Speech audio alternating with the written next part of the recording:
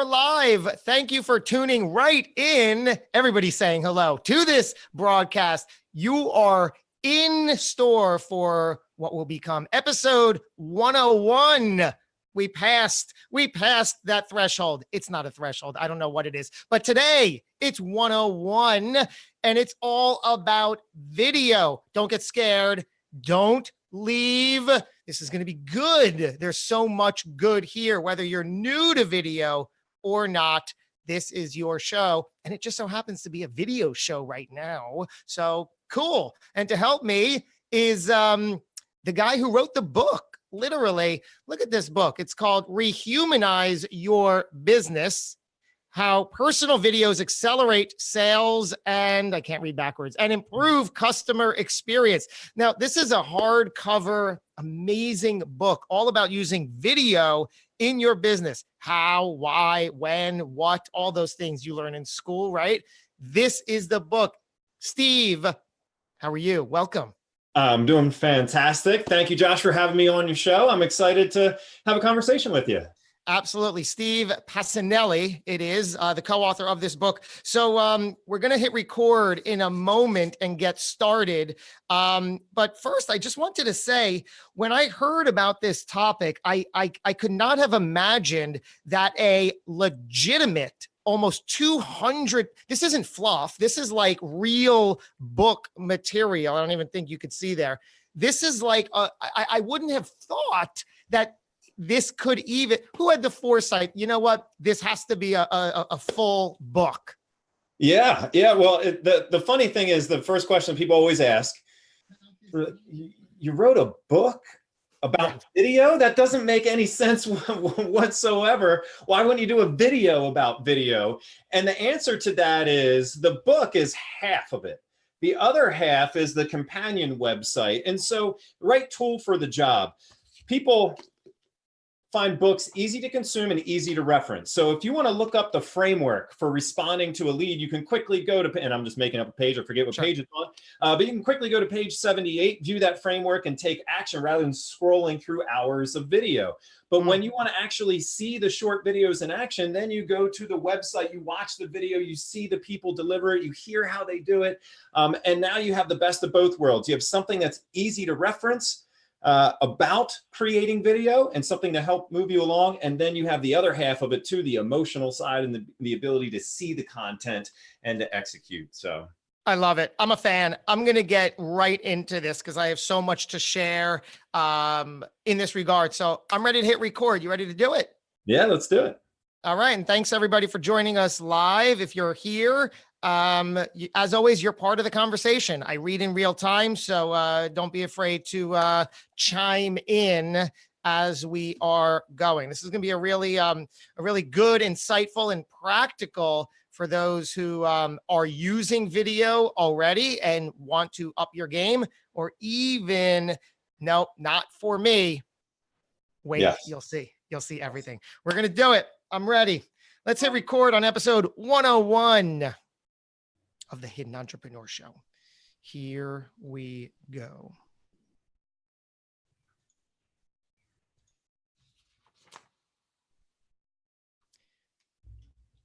Hey guys, thanks for joining us. You're tuned right into the Hidden Entrepreneur Show. I am your host, Josh Cary. Wouldn't you agree that to be successful in business, you need to truly connect with your prospects or clients? But in today's inbox, email just doesn't cut it. How frustrating is it when your messages go ignored? Been there, right? Your digital communication should be as warm, personal, and effective as a face-to-face meeting. You need to stand out. But how in the world do you do that? Meet Steve Pacinelli, co-author of the book, Rehumanize Your Business: How Personal Videos Accelerate Sales and Improve Customer Experience. And he's the Chief Marketing Officer of BombBomb, the tool that makes it easy to build relationships through email, text, and social media, all using the power of video. How cool is this? How cool is our guest? Help me welcome Steve Pacinelli. What's going on, Steve? Oh, not much. I'm excited to be on the show. Looking forward to our conversation here and talking about how video can get you face to face with more people more often and give people really simple strategies for doing so. Absolutely. And I have the book right here. Incredible read, very practical. Love it so much. And I got to tell you, I'm so looking forward to this conversation because I'm a fan of video, right? I'm an advocate of video, least of which I come from the acting and filmmaking world. I spent 15 years in New York pursuing that dream. I've known for 10 or 12 years since in my business that video is good. I like it. I can do it. Wasn't always comfortable. We'll get into all that. These episodes, I've passed the 100 episode mark, and I can tell you from episode 1, they were all also recorded on video because I was like, well, there's no reason not to. I like it. There's something that could be said. There's a connection. It makes for a better dialogue, at least between you and me, which makes for a better outcome for the listener. And then also, I'm on the podcast tour front, right? Meaning I guest on other people's podcasts, and I have a publicist I work with. She showed me this months ago when I started working with her. She showed me this pitch email that she sends out, and I said, "Fine, let's make some tweaks and adjustments." Fine, but then my video mind kicked in, and I said, I don't know if anybody's doing this, but I'm also a podcast host, so I get pitched emails. And, scroll. Okay, fine. You don't read it, right? So I'm like, well, if that's how I think people are viewing mine, I say, why don't I record a 60 or 90 second video? Because the host is going to experience me ideally in that form, whether it's audio and or video. So why don't I show them what's possible? So I did that, a 65-second video that says, hey, this is who I am. This is what I'm capable of. Thanks for your consideration, because I knew that's what it's about. That's when I'm at my best. So I get it. I love it. So let's talk about, as you see, the future of video, because we hear the stats, we hear what kind of a percentage video is going to be in the near future. You hear these rumors of Facebook and Instagram going video only. So what do we need to know about the future of video as a whole? But I even think before you get to the future, which I definitely want to answer, it's the past and the present too, because someone decided 25 years ago or so that most of our communication, our most important business communication, was going to be relegated to text on the screen. And it's like, okay, here's email, here's text messaging. Okay, go take your valuable sales team and go put them in front and have them sit behind a computer and type out messages all day in the hopes to get face to face.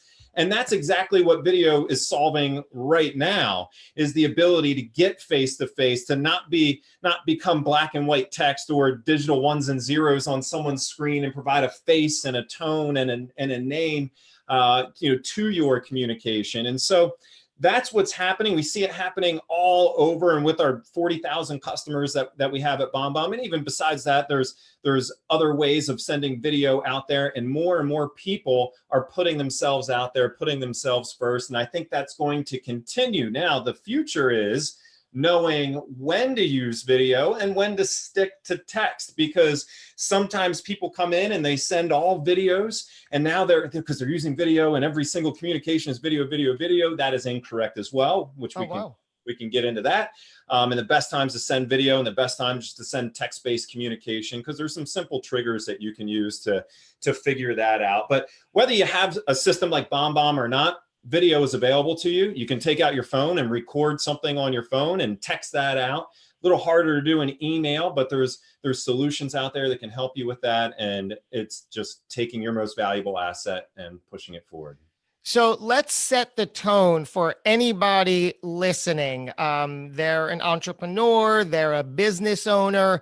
I know that more than not could benefit from video. Is there any entrepreneur or business owner who should just tune out now because this isn't for them? Maybe, but it's going to be few and far between, because if your business is built upon relationships and referrals, if you need to build rapport and trust and you communicate digitally, or if there's any emotional times that you need to connect with someone, then yes, video is going to be for you, because those are all the best times to inject a video, to inject your personality into your communication. There's an awesome article. It was in the New York Times, and it was called The Epidemic of Facelessness. And it talks about human beings not being able to see each other. We don't recognize the humanity in one another. So for example, like road rage, you see another car, you don't see another human being, and your brain, the primitive part of your brain doesn't recognize that person. That's why you overreact. Or same thing like on a blog post online. You read a polarizing blog post, you read the comments underneath, and they're just vicious towards one another, right? And you're like, if those people were standing face to face, they would recognize the humanity in one another, and they would never say this, the same thing. And so it's important. That face-to-face element is so important in communication, and that's what they talked about in the epidemic of facelessness, and people changing their behavior because you can't see one another through the digital tools that we're using. I love the idea of recognizing the humanity. What is it about at a fundamental level, perhaps obviously so, but I can stand to have them reiterated. What is it about video that works so well? Like, the connection, the personality, what are we actually exhibiting and receiving that makes it such a win-win work? Yeah, and you probably heard of a stat most people do throw it out there that only 7% of your communication is verbal, which we talk about that in the book. It's not a great statistic. It's not what the study really uncovered, and you can find out about that in the book. But that being said, a large majority of your communication is nonverbal. It is the delivery, it is the tone that you use, it is the way, the expression that you have on your face at the time that the message is delivered. And there's so many other elements that go into communication, not just the words. And here's the interesting thing.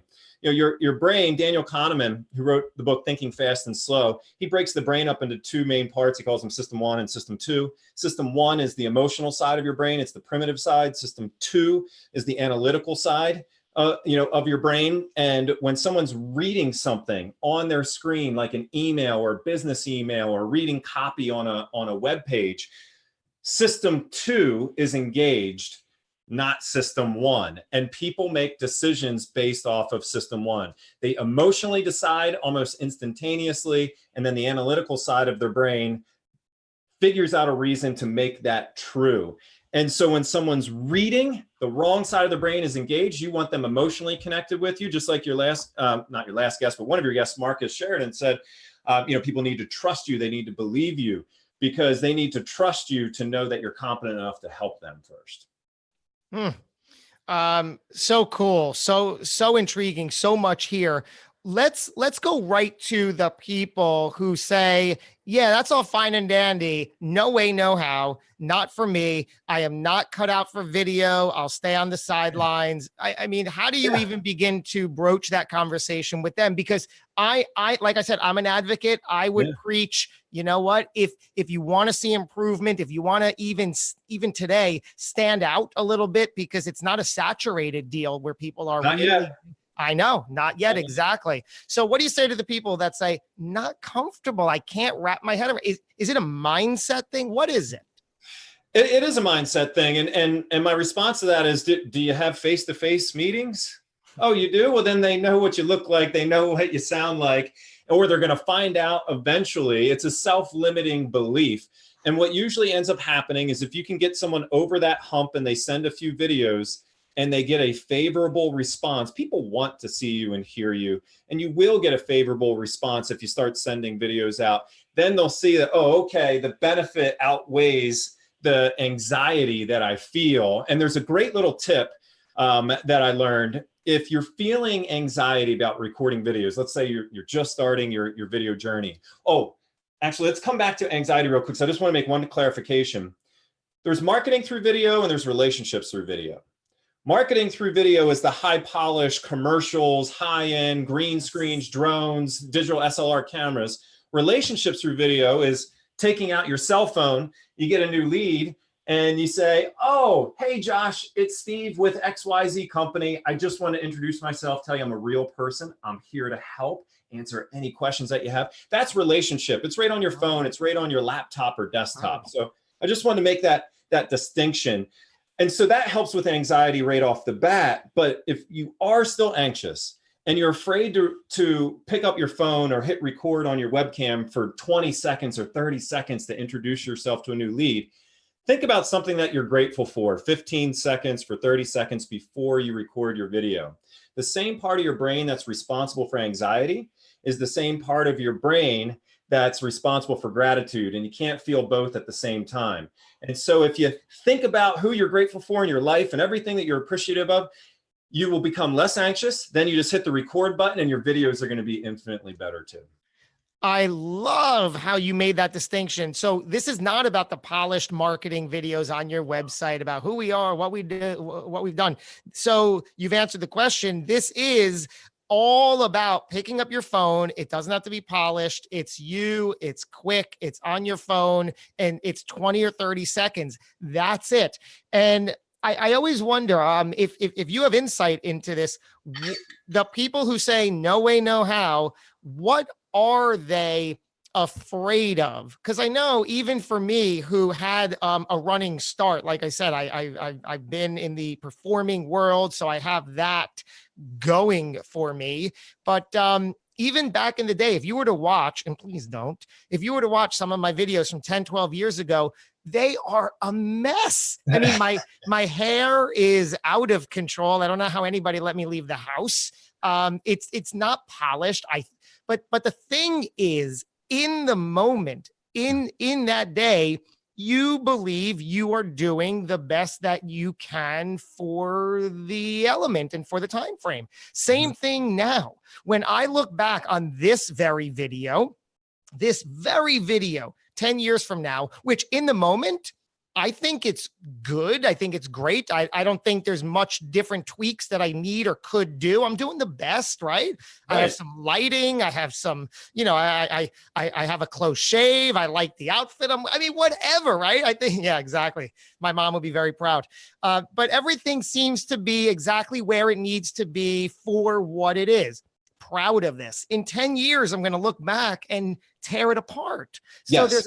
there's a natural progression of that time takes. So when people are afraid and scared and anxious, obviously they're like, oh, I don't like the way I look. I don't like the way I sound. What is it? Is that what you find? It's that, or I don't know what to say. So those are the three. I don't like the way I look. I don't like the way I sound, and I don't know what to say. Simple, short videos following up with a past client or responding to a lead or sharing gratitude like we talked about, that kind of takes care of I don't know what to say. Because if you think of it more as a voicemail, it's a video voicemail and less of a polished video. You don't need to have a script. You don't need to memorize 3 minutes worth of lines, because these are short videos just to allow people to connect with you and remind them, if they did do business with you in the past, why they know you, like you, and trust you.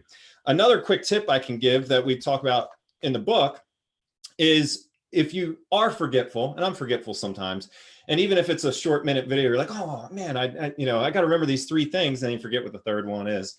What you do is just take a piece of paper and jot down your 3 bullet points, on a piece of paper. And in the beginning of your video, when you hit record, say, hey, Josh, 3 quick things I want to cover in this video. Number 1, and you just hold it up for a quick second, and then you can put it back down. And what this does is it gives you permission, because the person knows that you're looking down at the second, and that's okay. If they don't know that you have a little cheat sheet, then it just looks like you're recording a video and not looking at them, and you're shy or nervous, which isn't going to connect with them as much as like, hey, just 3 quick things I'm going to cover. Number 1, and then back making that connection right there. You're a genius. It's just so obvious, right? It isn't. Our people are like, all of the stories in the book, right? This comes from over 40,000 customers, and I forget the exact number. It's in the hundreds of millions of videos sent. Like, that's where this comes from. These little things that work so well, that seem so simple when you hear them, are from years and years of using video. I was a BombBomb customer before I actually came over and started working with BombBomb, signed up, started sending videos, personal videos in 2011. Wow. And did that with my sales team until 2015 when I came over and started working for BombBomb. So it's just that it's years and years of experience of failing, looking bad, to your point, Josh, looking bad, making mistakes.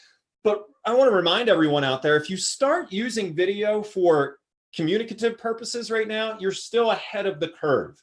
This is the time to make your mistakes. In a couple years, everyone's going to be sending video, and then guess what happens? Your videos need to be better than everyone else's. Now, you just need to be different.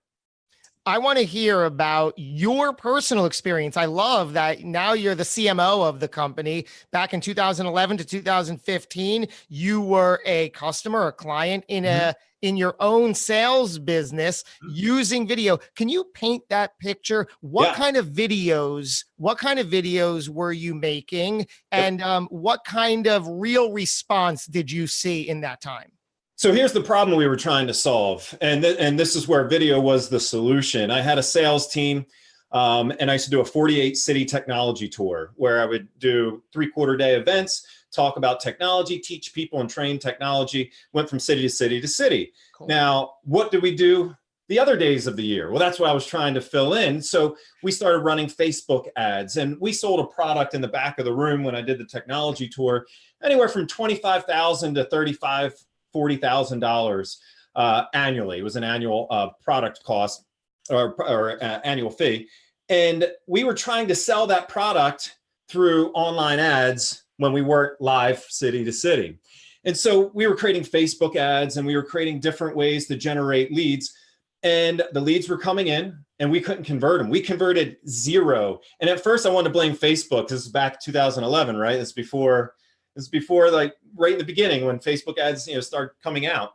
And we're like, oh, Facebook ads don't work. They don't work, blaming it on Facebook.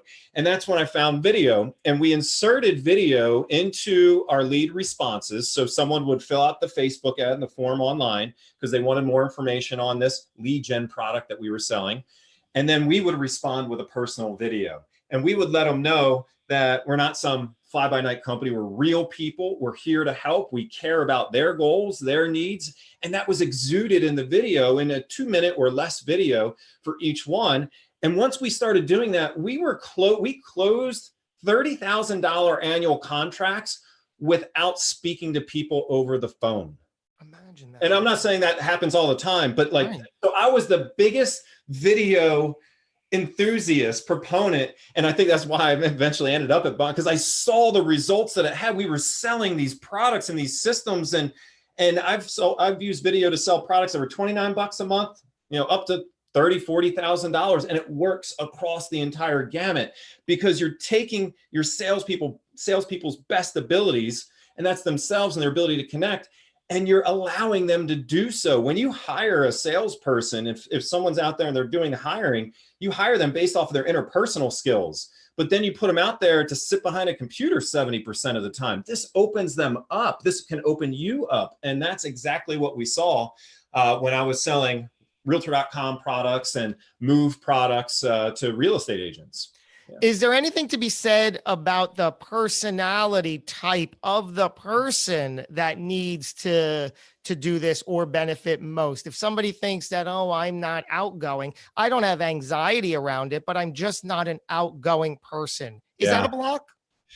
Some of our best customers and users of BombBomb and video in general, it doesn't have to be a BombBomb customer, are the soft-spoken people, because Amy Cuddy wrote an awesome book called Presence. And she says people judge you on 2 things when they meet you, and that's warmth and competency. And warmth trumps competency. And warmth is just another word for trust. Like Marcus was talking about, trust. And warmth trumps competency because people need to believe that you're going to use your skills to their benefit.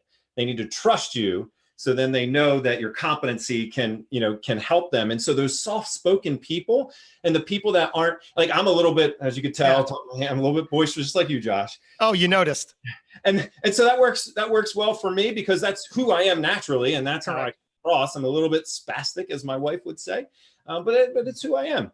But when you have that soft-spoken tone, man, you can reel someone in and they feel like, wow, okay, I can trust this person. And that's okay too. You're going to repel the people that aren't meant for you faster in video, and that's fine.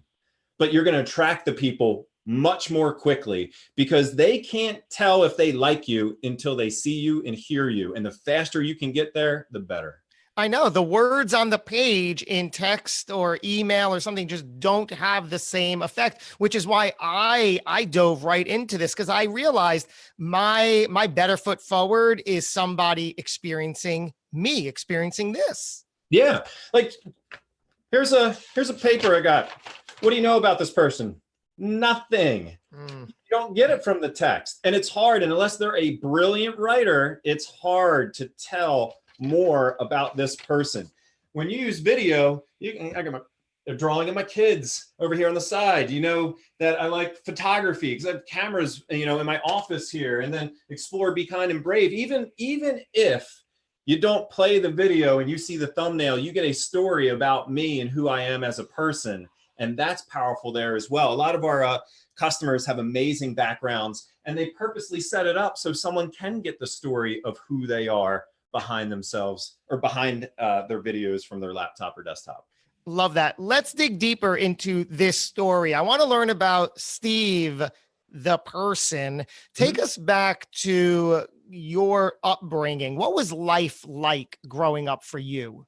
It was good. I have two sisters. One was adopted, and so we kind of had a fun little family dynamic. But when I was born, they were both there. They're both my stepsisters, so they feel like my sisters 100% of the way. But growing up overall was pretty good. Had hardships just like any other family. Maybe a few more, or a few less than some people out, some other people that are out there. And yeah, just you asked me this question ahead of time. What was it? What did you try to overcome? Well, growing up, what was the main source of tension or conflict for you? Yeah, and it was just lack of confidence, which I could tie into this video conversation here too, because it's lack of confidence is why you don't want to get on camera. And I had a major lack of confidence growing up. I didn't like to get in front of people, and then I turned into a public speaker and had my own tour. And so like all of these things, all these insecurities that I had from different things that happened in my childhood, turned into that lack of overall confidence, in my early 20s. And so overcoming that was a big part of I wouldn't say childhood, it would be my early adult life, was probably one of the toughest things. How did you put it when you said the lack of confidence, in part because you didn't realize how big the world is? Yeah. And this is what I want to instill in my children as well.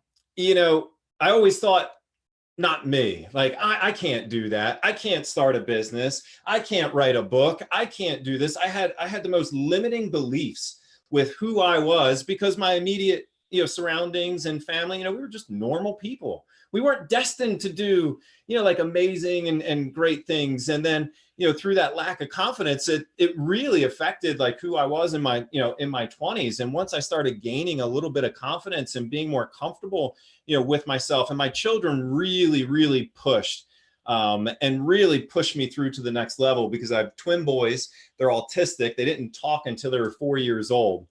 And once they began talking, watching their brains literally change. And we work with them every single day. And now they're in second grade, going into third grade, and they're on par. They're on par in a normal school. And so watching them overcome these obstacles, I'm like, man, what do I have to be not confident about? I have all the tools and the skills that I need.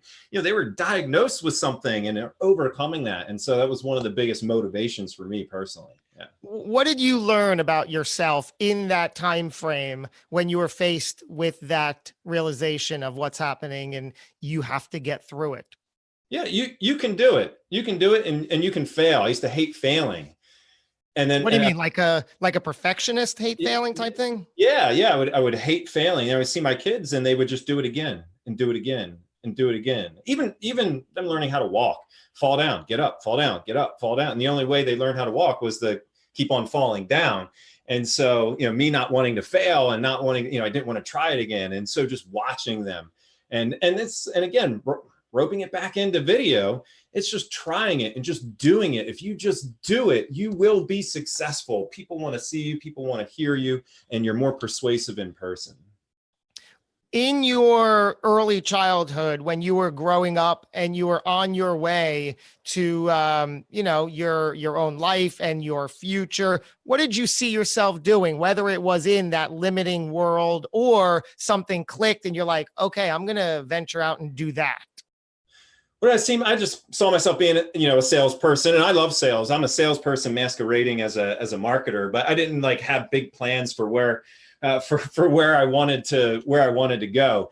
And it wasn't until, I started coming up with more innovative ideas on selling that I started getting into marketing and like the ads that we talked about previously and innovative ways of engaging with those people and the types of landing pages that we used. And that was really like the beginning where it's like, oh my God, sales is so much bigger. Sales is a customer experience. And when I started taking that broader view, that's when, everything started clicking for me. And once you get momentum, you can just keep on going, right?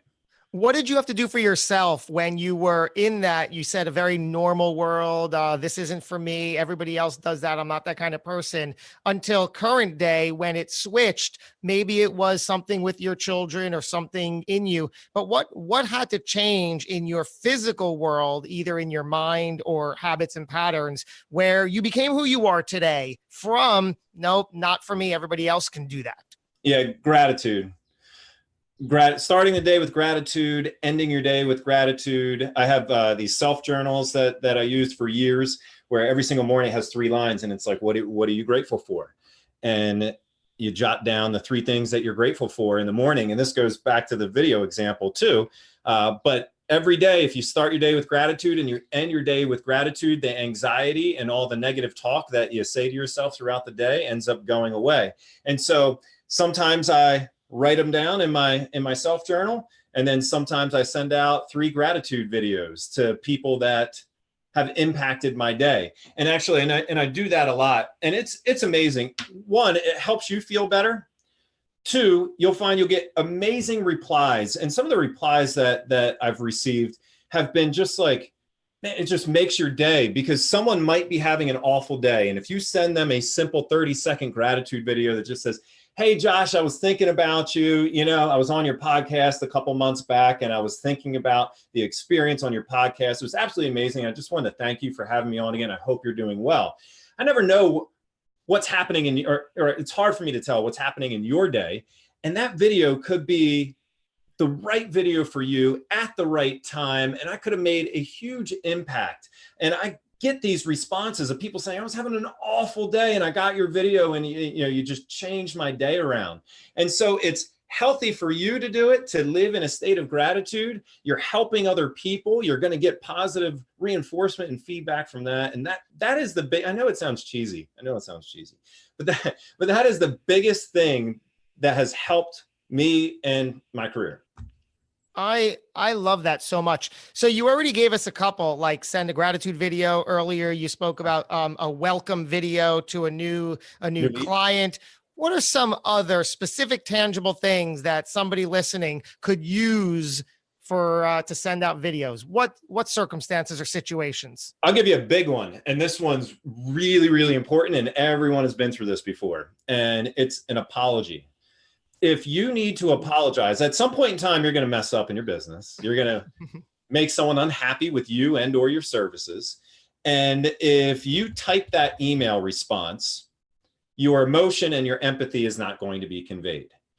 If you pick up the phone, it's worse than it's one of the few cases where the phone is worse than video too, because usually video is the way to get someone onto the phone or allow them to consume that message on their own time. It's not synchronous conversation. But when you deliver bad news to someone, bad news is more psychologically compelling and it takes longer for people to process. And I'm sure this has happened to you, Josh, where you give someone bad news and they either sit there in silence or they go off the handle and they're like, oh my God, blah, blah, blah, and they're upset. You don't want either one of those to happen. You record a video, people can see and feel your empathy in your video when you apologize for what you did. You give them a path forward, and then you say, hey, and if you need to talk to them, hey, I'll give you a call later on this afternoon so we can discuss next steps. Now, what this does is this allows you to deliver your message with more empathy. This allows them to consume your message and not have to give an instant response. Again, bad news is more psychologically compelling. It takes longer to process. So now they can sit with the message, and they might be angry at first. They might not know what to say, but now they can sit with it for a while. And then when you talk to them, this is the biggest probably favor I can give the audience here, because when you talk to them an hour or 2 or 3, down the road, now they're ready to actually listen because they went through that entire process of trying to process internally. And that's one of the best times to use video in your business, but I can give you a bunch of others too. One more, please. I like this. So a cold lead. So we talked about a brand new lead coming in. When you need to build rapport or trust, not all leads will respond to you instantly, right? Most of the time when you're selling something, you're selling into a time frame, a window. You're selling to a window, and it's all about modality. So you need to follow up. A great time to use video is in that long-term follow-up process. Been a couple months, you're following up with your cold leads rather than sending a text-based email. Give them your time. Your time is your most valuable asset. And Robert Cialdini in Influence, reciprocation. If you give someone your time and they know that it's a personalized video because maybe you held up a little whiteboard that had their name on it. Preparation. I like it. And so in the beginning, you hold up your whiteboard, they see that video when they receive your email and they see their name on it, they know it's personalized for them. They're going to click play, and you took the 30 seconds out of your day to follow up personally. You'll more likely get a response. Whether it's yes or no doesn't make a difference, but at least now you know who to work on. Oh yes, hey, not quite ready yet, or no, we decided to move in another direction. Great, okay, let's put them in the correct category in our CRM. Wow. So the company, the service, the tool, BombBomb, I know that in part you can record video and then it gets sort of embedded in email. Mm-hmm. Correct me if that's not the complete picture, but further, that's not the only use, right? Like I read at the top, you can also send through text and or social. Yeah. So what it does is it takes an animated preview of that video, puts a play button on it, puts the video length on it, and the video is animated right in the inbox. Now, when they click on it, it loads the full video on it, and it does open up a separate screen, loads the full video right there, and provides them with a reply mechanism and a little heart. Everyone's used to liking and hearting things, so you got to have those elements in there.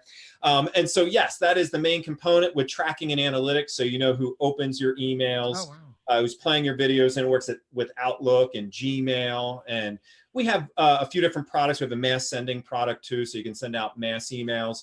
And then you can even record videos right on your phone and drop them into a Facebook post or a LinkedIn post. And use it in social media.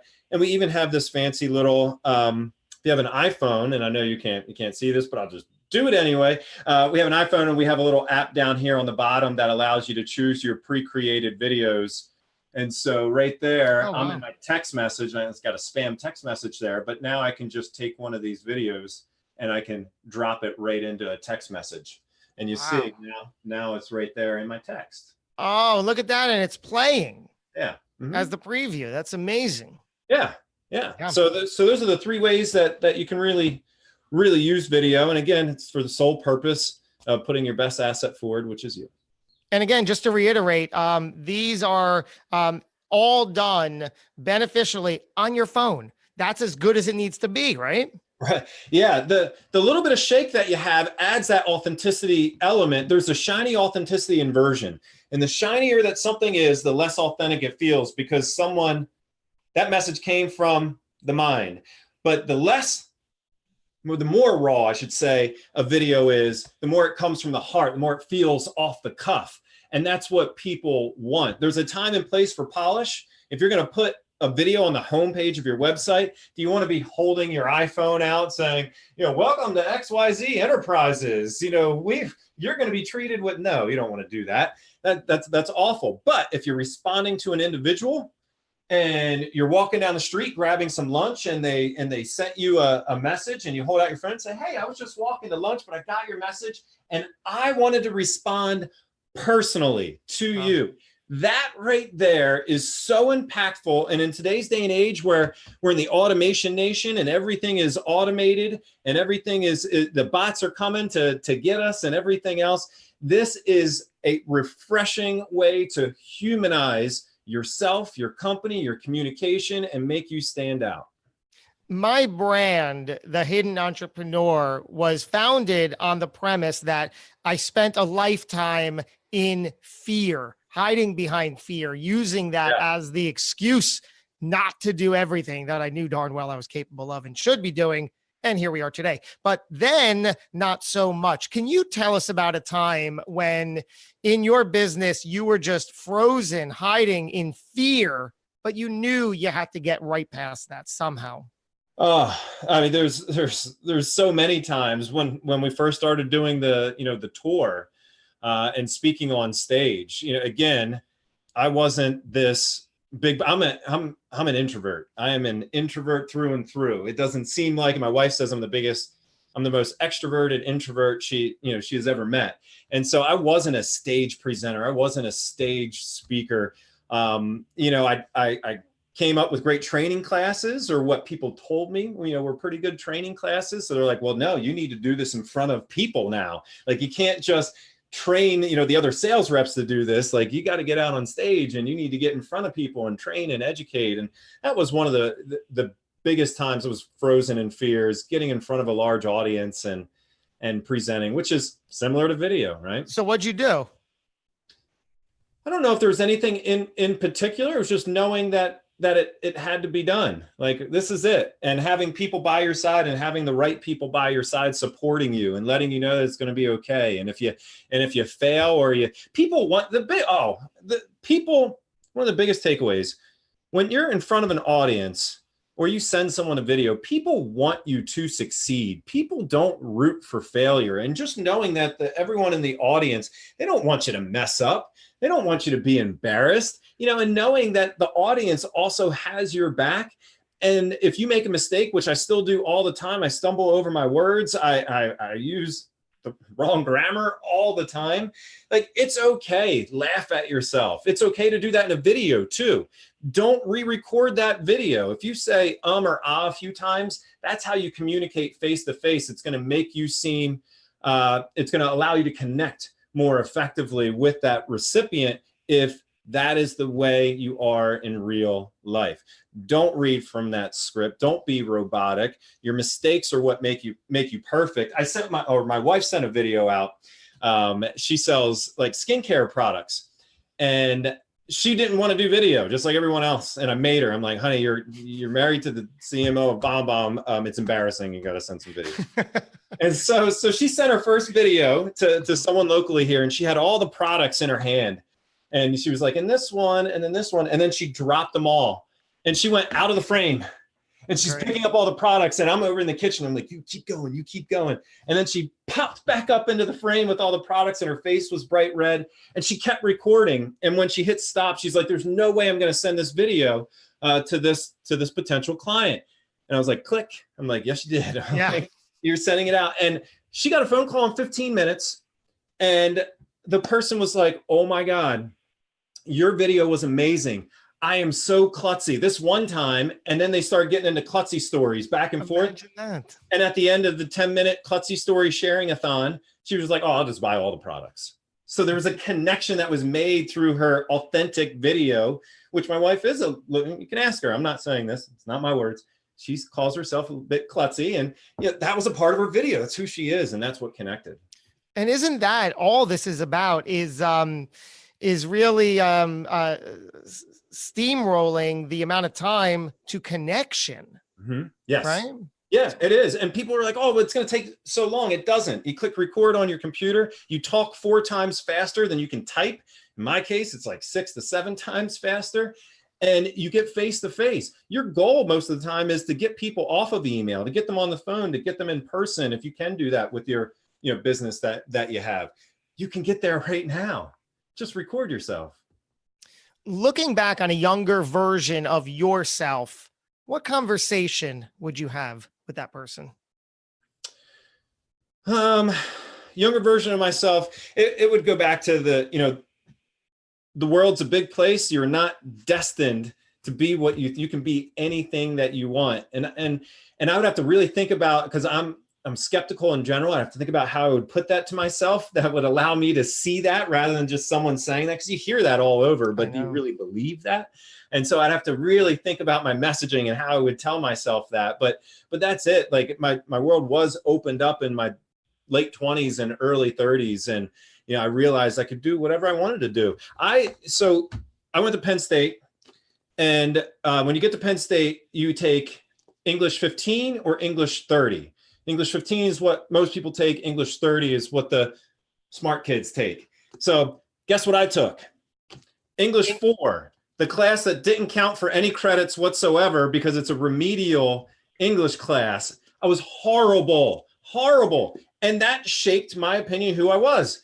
Now I have a book. Now, did I write all the words in the book? No, Ethan Butte, my main man, Ethan Butte did, but we worked together and he did the typing, but we formulated a book together. I used my strengths that I have and he used his strengths and we created this book together. And even though I can't write worth a darn and you wouldn't want to read a book probably that was written by me, I figured out a way to do it. And it's just using the people around you, using real connections and helping people around you. And that's yeah. No, of course it does. You make the point that, we've heard before, you can do anything, you can be anybody you want, but I didn't figure it out until my 40s, my early 40s. And so you have some years on me there, but it's true because I had my own story, my own false story that I sold myself as a very young child, went out into the world trying to get everybody to buy into that story. And guess what? People love buying that story for you. And I was like, thank you. Yes, keep me in this box. Keep me as this label. I'm not going to move out of this. But now, of course, I can do whatever I want to do one step at a time. That's just the way it works. And that's it. One step at a time. You just got to take action. And that's it. If you take action, that breeds more action and more action. And then you just keep going. And people are always worried about the end result and the final score. And it's the process of doing things that you need to be excited about, not the end result and the final score. Right, because when is that going to arrive? There's no set time. It could arrive tomorrow, if you understand what I'm talking about. Life can end at any moment. And my children, I have a 5-year-old and a 3-year-old today, which part of my story is they've helped me understand life, just seeing their incredible nature. I'm like, okay, I can't be the child in this relationship because I was, right? You get it, right? I'm like, I'm the one kicking and screaming. And they're like, really? We're going to go be amazing and brilliant over here. Yeah. And finally, I'm like, I want to be part of, what are you guys doing over here? Can I play or whatever? So it just, right. It just helped me with all of that.